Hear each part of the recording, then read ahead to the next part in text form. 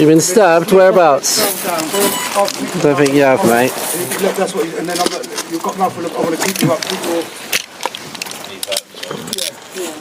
Hand? I can't breathe. Put the hand in the cuff, mate. Yeah. This is like. You can hear him telling to the police he can't breathe. Instead of taking care of his wounds and giving him medical attention, they're handcuffing him. And these right here are his last moments. Guys, this story out of the UK is absolutely heartbreaking. An 18-year-old student named Henry Nowak was walking home after a night out with friends when he got into a brief interaction with a 23-year-old named Vikram Digwa. According to the court, that interaction quickly turned violent. Digwa pulled out a knife and stabbed Henry multiple times, including a wound that hit his heart. But here's the part that's causing so much outrage all across social media. Before the police got to the scene, and while they were there, Digwa told them that Henry had attacked him and racially abused him. Let's have a listen to the phone call he made to the police. Police emergency. Yeah, we just been attacked by someone racially. Yeah, this. Right. He just attacked it. Took his starter. Sorry? Huh? Sorry, we just got attacked racially by some white person. Right, okay. Whereabouts are you? We're on Belmont Road. Just out in the street, are you? Sorry? You're just in the street? Yeah, literally. I just parked up my car to come home and he's attacked my brother. You're talking about verbally or physically? No, he physically attacked my brother. We're Sikhs, we wear a turban and he's just attacked my brother. Have any weapons been involved? No. No. Okay, Leave him 1 second. I'm calling the police. Leave him. But restrain him, please. What did he say to you? Oh, who do you think you are? I was like, look, bro, you're drunk, carry on, walk on. Then I go, he goes, oh, who do you think? I was a bad man. I was like, bro, look, I'm a bad man. I'm speaking to you. Godfrey, what did he say? Was he racially abusive? The police need a report. Come here. Yeah, he was. So basically, he stumbled into my brother. Yeah. So do you want to speak to my brother? No, you carry on. He stumbled into him, and then what did he do? Okay. So he stumbled into you, and then what? Yeah, so he's walked into me, stumbled. He's drunk. I've clearly said to him, look, mate, you're drunk. Carry on about your day. Do what you need to do. And then what? Then he goes to me, who do you think you are? Who do you think you are? He goes, who do you think you are? Who do you think you are to my brother? And then what? And then he goes, oh, you're this, you're that. Who do you think you're a bad man? I was like, yeah, I'm a bad man. What? Then he starts recording me. Right. As he's recording me, I snatched his phone. He's then laid a punch onto me. He's pushed me back and my turban's come off. He started then grabbing my head. So I then grabbed him and then he started pushing me, attacking me even further and everything like that. At the minute now he's lying on the floor. He was trying to get away. He jumped over some bins and stuff on the other neighbour side. He jumped over the bins and tried to leave through the bin way. He's left a shoe here as well. So he doesn't have any injuries? He's hurt his face. I think he's fallen because when he tried to climb over the bin, he's fallen from the one side of the bins over the gates to the other side. I think he needs medical attention. Does he need medical attention, you reckon? He will, yeah, I believe, yeah. Just to confirm, no one's seen any weapons? No. I don't know what weapons it would be. This is my car key, yeah. When the officers actually got to the scene, they initially believed that story, so they got Henry handcuffed while lying on the ground, despite repeatedly telling officers that he had been stabbed and couldn't breathe. Now let's watch the newly released body cam footage. Have a look.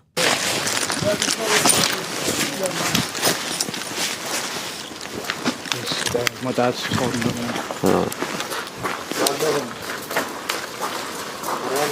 Right. He keeps dropping side to side, so I'm just trying to keep him set up. Alright. He's got a mouthful of blood, I don't want him... He was on the bin on the other side of this gate. He's jumped over these fences and stuff like that. And he's up here. Move away, mate. He's obviously... He's fallen from there and he slipped from there. His other shoe is left over there, mate. What's your name, mate? Huh? Clearly they're lying, right? He did not fall over the fence. He was stabbed by a knife. That's why the police are not quick to respond and treating his wounds. Has anyone been hurt other than him? Yeah, me. He's grabbed my brother. He's took my turban off, started grabbing my head. Are you injured? Yeah, I've got swollen eye, little bruises. Alright, just step back a little bit for me. Someone flag these down. Got this stab. Right, let's get you out of there, shall we? was in bed asleep. When they just phoned me up, they looked, someone's attacked me. I can't breathe. Grab his other arm. Help. So I've just come running, we only live on St Denny's Road. I've come running around the corner. What's happened to you, alright? Been stabbed. You've been stabbed? Whereabouts? Don't think you have, mate. Look, that's what, and then you've got mouth full of, I want to keep you up. Hand? I can't breathe. Put the hand in the cuff, mate. This is like... You can hear him telling to the police he can't breathe. Instead of taking care of his wounds and giving him medical attention, they're handcuffing him. And these right here are his last moments. Can we get him out?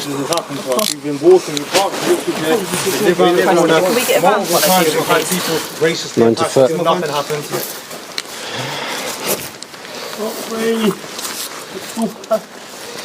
He's saying he's been stabbed, so Where let's is it just you check think him. you've been stabbed? In the face? Oh no, but we have to check, don't we? Right. In the face? Just get these to back off, get their details and that, and I'll keep hold of him. Should we Right, keep you on your side, mate. You better retrieve then. Say again. I'm saying to him, I'm keeping him on his side. We were sat up when we had him here, but he didn't like it. What's your name, mate? At the moment you are under arrest, and that's for assault, so you do not have to say anything, may harm in defence if you do not mention when questioned. He's under arrest for assault. They have no proof that he assaulted anybody. And right now, instead of treating him like a victim, because he is a victim, he lost conscious and you can see he's not responding, they're treating him like a suspect. Wow.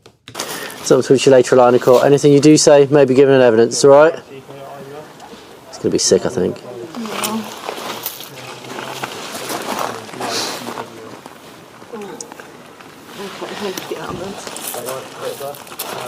What's his name? I just want you to call it.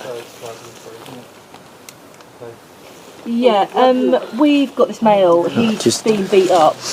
Are we able to get an ambulance, please? His pupils aren't even reacting. Yeah. This is so infuriating to see. Why is he treated like a suspect? So they're treating him like a suspect. Therefore, they're not caring for his wounds, which were killing him as this video played out. Truly shocking and devastating death. As the investigation continued, prosecutors said those accusations against Henry were completely false. A jury eventually found Digwa guilty of murder, and he's now been sentenced to life in prison. Henry was only 18 years old. He was a university student. He had his whole life ahead of him. Now, his family is left without a son. Let's hear what his father recently said. Henry was walking home from a night out with his university football teammates when he encountered Vikram Digwa, a man openly carrying a large knife on the streets of Britain. That knife was used to take Henry's life. He should have been safe walking home. Instead, he became another young life lost to the brutal reality of knife crime in this country. Henry had been stabbed multiple times, and as his chest filled with blood, he tried to escape. He was chased, abused, and filmed by Vikram Digwa and others. When police arrived, Henry was lying on the floor, barely able to sit up and plainly in severe medical distress. With his final words, he told officers that he could not breathe. He told them he had been stabbed. In fact, Henry told officers that he could not breathe 9 times. He told them he had been stabbed 4 times. The response from one officer was, "I don't think you have, mate." The police have said they were misled by the murderer and that the scene when they arrived was complex. Unfortunately, it seems to us the truth is much simpler. The police were told by our son himself and by a member of the public who called 999 that they heard someone shout that they had been stabbed. But the police did not believe them. Henry was pulled across the gravel, his hands forced behind his back, and he was placed in handcuffs. Instead of being treated as a dying victim, police formally arrested Henry for assault and read him his rights. That was the last thing he heard.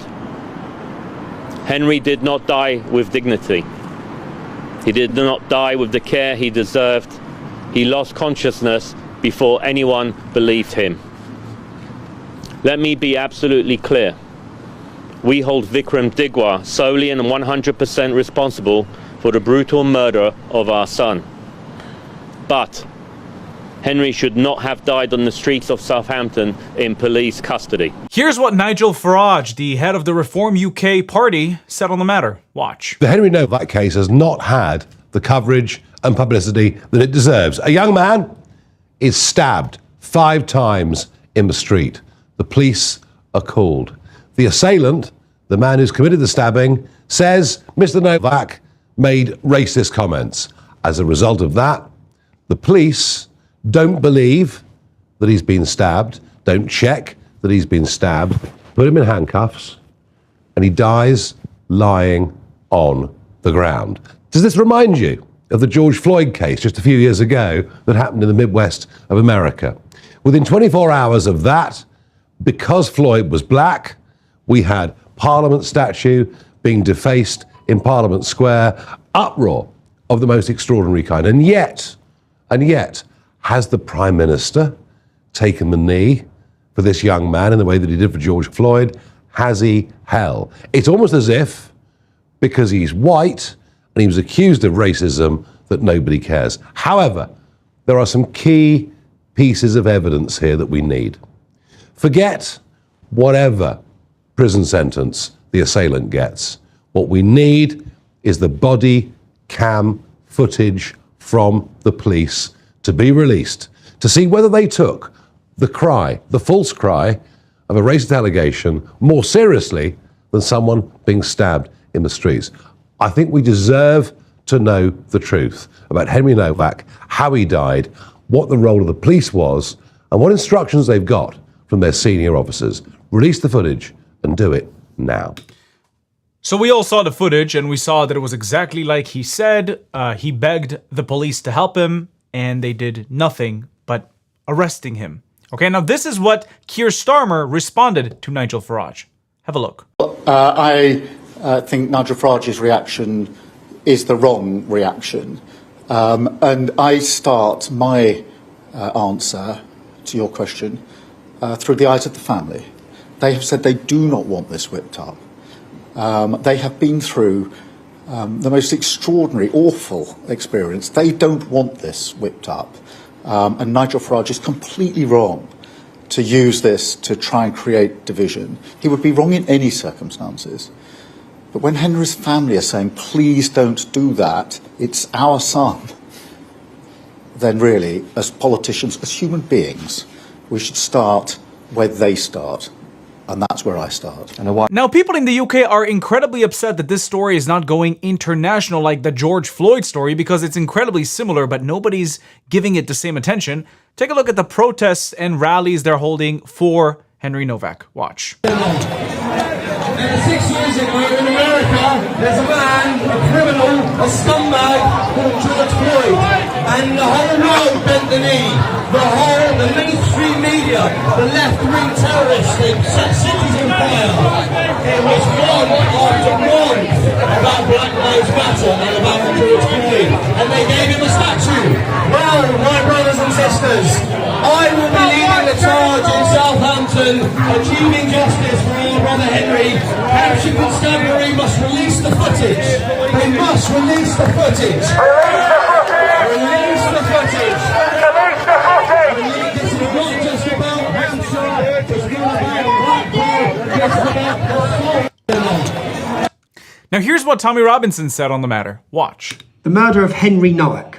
It took 2 minutes to go onto Hampshire Police's website. Yeah, Hampshire Police. This is where this institutional racism.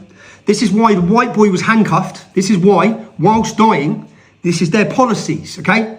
The murder of George Floyd by serving police officers in the USA was a pivotal moment for policing in the UK. How the fuck was it a pivotal moment? A dead crackhead who died of a drug overdose in the United States. in a legal hold by a police officer. But anyway, driving the need for real change. Whilst a tragic event happened in another country, policing across the UK has over many years had a strained relationship with some communities.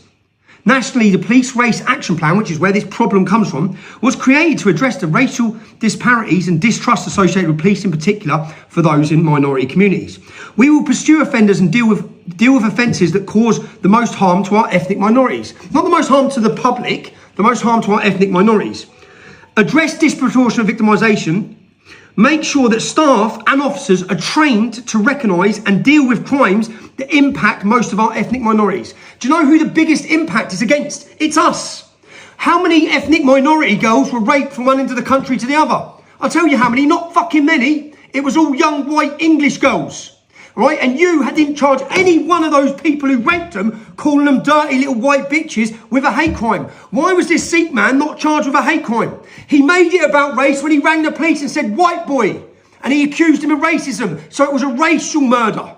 That's what this was. He was racially targeted by that man and he was murdered, and your police officers done nothing because he was white. Because you were so scared of this. So the officer who handcuffed him, the officer ignored his plea after plea after plea for an ambulance. He's been stabbed. They fucking ignored him. Would they ignored him if he was non-white? You bet your life they went off, because their training wouldn't have allowed them to. This all comes down to police training, government training. The hierarchy of the police, the head of that police is responsible. Your hands are dirty because you created this atmosphere. Not just the handcuffing officer, you, the government, Keir Starmer, every one of you brought in these policies that attack white people. That's what it is. This is an attack. This is not the white population. You know, for years, do you know, if you look at education, white working class are the biggest underachievers. Now, minority groups are excelling, whilst our children, and I used to put it down to them being forgotten and neglected. We're not forgotten and neglected. We're targeted. Targeted by every government institution with hate against us. An unfair system has been created. An unfair system of funding, an unfair system of love, care, of everything. And it's against white people. And that is why Henry Nowak is dead, because he was white. So from when he was stabbed to when they actually got the ambulance, an hour against all of his pleas. An hour. You murdered him. He was murdered. Now, this isn't the moment for real fucking change. Not George Floyd, a dead crackhead in America. A little white boy student with no criminal record who was a loving kid is who's dead. Not criminal. You killed him. You killed him. But just going through this website just infuriates me. It fucking infuriates you. Read what they're doing to us. I'll be there tonight, 6 p.m. at Southampton Police Station to report as people are coming out to show their outrage at what this police force has allowed. This is a police force which tied the hands behind the back of a dying little white kid because of their diversity training. That is why. Because they're scared all the time. This has got to be a moment for change, man. But see you at 6 p.m. whoever's going there. Now here's what the Sikh Federation of the UK said about this matter, because the person who did the attack was Sikh, is Sikh.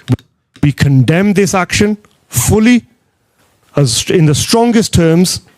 There's no space for this, and anybody who is been convinced by this or unclear will be very categorical. This individual, Vikram Digwa, lied in his statements.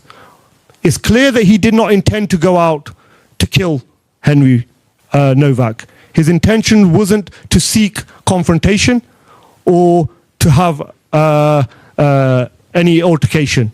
It happened. They were out on the street. It happened. It escalated. After it escalated, as I said earlier, Vikram had the choice. He chose to do what he did, and for that he is solely responsible. But with that action, it's brought the whole Sikh community into the spotlight. Whether intended or unintended, we now have to deal with that. And we have to now not only repair the damage done, but we have to collectively protect not only the community, but the Kakar as well. So this was an important message that we had to share with you today, because we were restricted with what we could say formally on the television. But it was his choice to draw a weapon and use it in an offensive manner. That does not correlate with the Sikh tenets of the Sikh faith. We made that very clear. Well, of course it doesn't correlate with it. The Sikh community is a very peaceful community, but I disagree. What do you mean he did not intend to kill him? They lied in the phone call. They said he jumped over a fence and got injured. There was a cover-up situation going on. That's why the police mistreated the guy when they arrived. So while I do agree that the action of a Sikh doesn't represent the community as a whole, and I'll keep saying that all the time, it's not the fact that a Sikh person did this, it's the fact that the police treated it like a racial situation, therefore they treated Henry differently. They treated him like a suspect, which led to his death. This story is really unfortunate, guys. And things must drastically change in the UK for white people to feel safe again, because this story just makes them feel like they're not seen by the police. This is really concerning, and the only reason I'm making this video is to bring more awareness to the story. Thank you so much for watching, and I'll see you in the next video. Bye-bye. If you'd like to watch more of my stuff, please check out my channel down below. If you like what you see, don't forget to subscribe to the YouTube channel and hit that notification button so you can be notified every time I upload new content. If you'd like to support me and the channel financially, you can do that using Buy Me Coffee or Patreon down in the links below. Also, we now have a Discord that you can join down in the link below. And now you can become a YouTube member and enjoy specific YouTube perks. Thank you for watching. I'll see you in the next video.